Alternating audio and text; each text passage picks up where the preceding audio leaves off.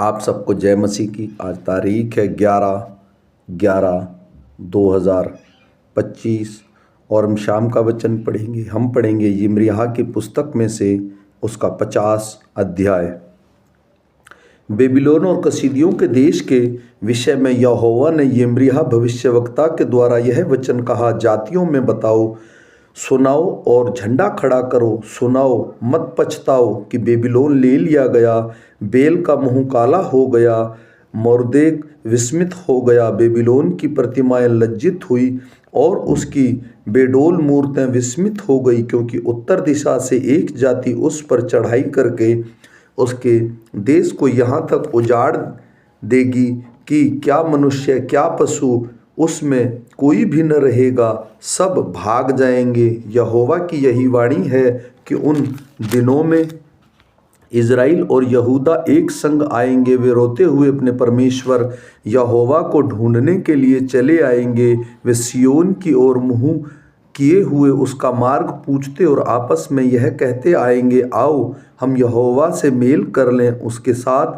ऐसी वाचा बांधें जो कभी भूली न जाए परंतु सदा स्थिर रहे। मेरी प्रजा खोई हुई भेड़ है, उसके चरवाहों ने उसको भटका दिया और पहाड़ों पर भटकाया है। वे पहाड़ पहाड़ और पहाड़ी पहाड़ी घूमते घूमते अपने बैठने के स्थान को भूल गई हैं।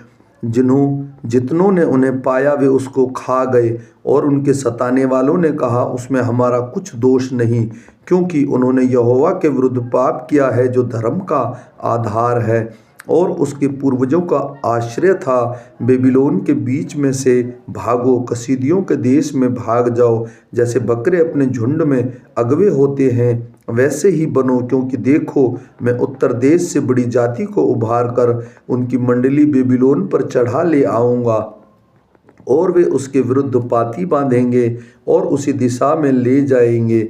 उनके तीर चतुर वीर से होंगे, उनमें से कोई अकारथ न जाएगा। कसीदियों का देश ऐसा लुटेगा कि सब लूटने वालों का पेट भर जाएगा। यहोवा की यही वाणी है, हे मेरे भाग के लूटने वालों, तुम जो मेरी प्रजा पर आनंद करते और फूले नहीं समाते हो और घास चरने वाली बछिया के समान उछलते और बलवंत घोड़ों के समान हिनहिनाते हो, तुम्हारी माता अत्यंत लज्जित होगी और तुम्हारी जननी का मुंह काला होगा, क्योंकि वह सब जातियों में नीच होगी। वह जंगल और मरु और निर्जल देश हो जाएगी।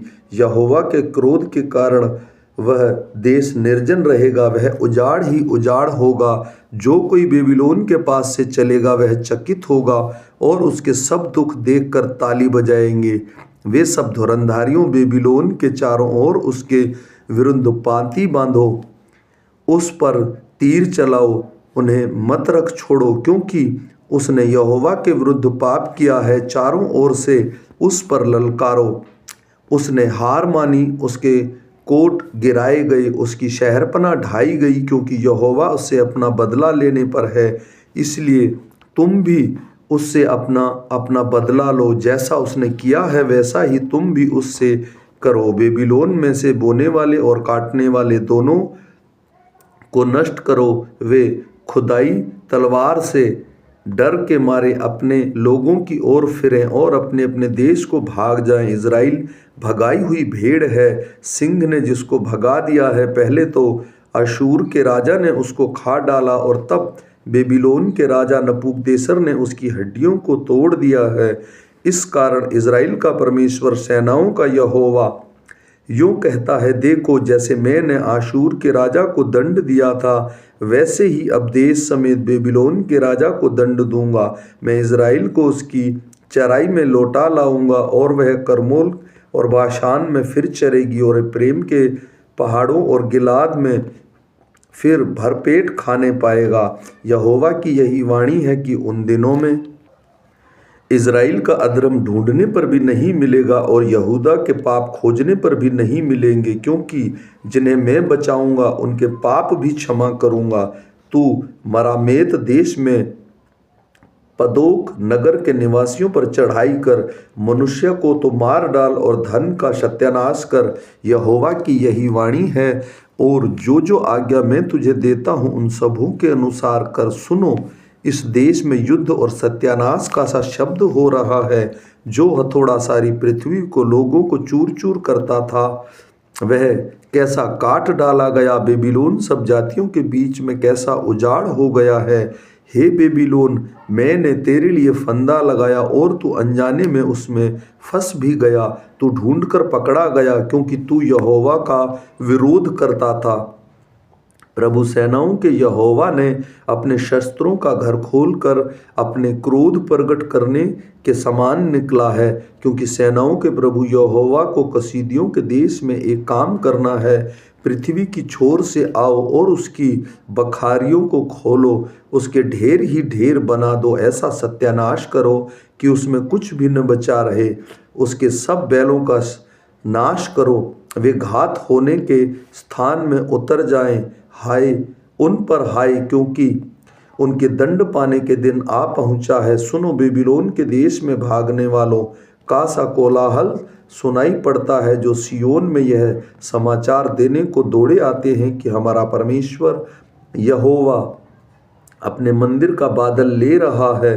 सब धुरंधारियों को बेबीलोन के विरुद्ध इकट्ठा करो, उसके चारों ओर छावनी डालो, कोई जन भाग कर निकलने न पाए। उसके काम का बदला दो, जैसे उसने किया है ठीक वैसा ही उसके साथ करो, क्योंकि उनने यहोवा इज़राइल के पवित्र के विरुद्ध अभिमान किया है। इस कारण उनके जवान चौकों में गिराए जाएंगे और सब योद्धाओं का बोल बंद हो जाएगा। यहोवा की यही वाणी है, प्रभु सेनाओं के यहोवा की यही वाणी है।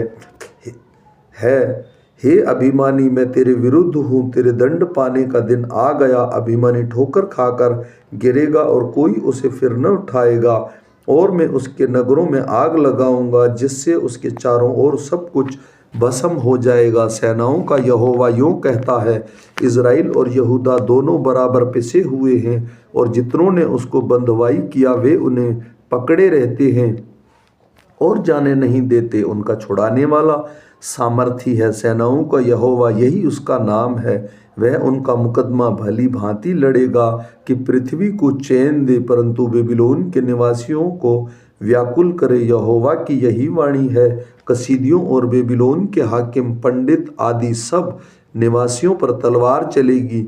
बड़ा बोल बोलने वालों पर तलवार चलेगी और वे मूर्ख बनेंगे। उनके शूरवीरों पर भी तलवार चलेगी और वे विस्मित हो जाएंगे।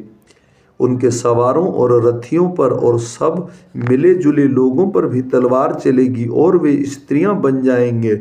उनके भंडारों पर तलवार चलेगी और वे लुट जाएंगे। उनके जलाशयों पर सूखा पड़ेगा और वे सूख जाएंगे, क्योंकि वे खुदी हुई मूर्तों से भरा हुआ देश है और वे अपनी भयानक प्रतिमाओं पर बाबले हैं।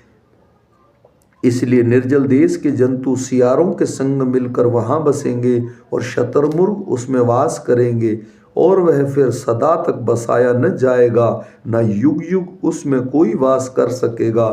यहोवा की यही वाणी है कि एदोम और अमोरा और उसके आसपास के नगरों की जैसी दशा उस समय हुई थी जब परमेश्वर ने उसको उलट दिया था, और वैसा ही दशा बेबीलोन की भी होगी, और यहाँ तक कोई मनुष्य उसमें न रह सकेगा और न कोई आदमी उसमें टिकेगा। सुनो, उत्तर दिशा से एक देश के लोग आते हैं और पृथ्वी के छोर तक एक बड़ी जाति और बहुत से राजा उठकर चढ़ाई करेंगे। वे धनुष और बर्छी पकड़े हुए हैं, वे क्रूर और निर्दय हैं। वे समुद्र के समान गरजेंगे और घोड़ों पर चढ़े हुए तुझ बेबीलोन की बेटी के विरुद्ध पाती बांधे हुए युद्ध करने वालों के समान आएंगे। उनका समाचार सुनते ही बेबीलोन के राजा के हाथ पांव ढीले पड़ गए और उसको जच्चा की सी पीड़ाएं उठी। सुनो, वह सिंह के समान आएगा जो यरदान के आसपास के घने जंगलों से निकलकर दृढ़ भेड़शाला पर चढ़े, परंतु मैं उसके सामने से झट भगा दूंगा। तब जिसको मैं चुन लूं उसी को उन पर अधिकारी ठहराऊंगा। देखो, मेरे तुल्य कौन है? कौन मुझ पर मुकदमा चलाएगा? वह चरवाहा कहाँ है जो मेरा सामना कर सकेगा? इसलिए सुनो कि यहोवा ने बेबीलोन के विरुद्ध क्या पाती बांधी है और कसीदियों के देश के विरुद्ध कौन सी कल्पना की है। निश्चय वह भेड़ बकरियों के बच्चों को घसीट ले जाएगा, निश्चय वह उनकी चराइयों को भेड़ बकरियों से खाली करेगा। बेबीलोन के लूट जाने के शब्द से पृथ्वी कांप उठी और उसकी चिल्लाहट जातियों में सुनाई पड़ी है। आमीन।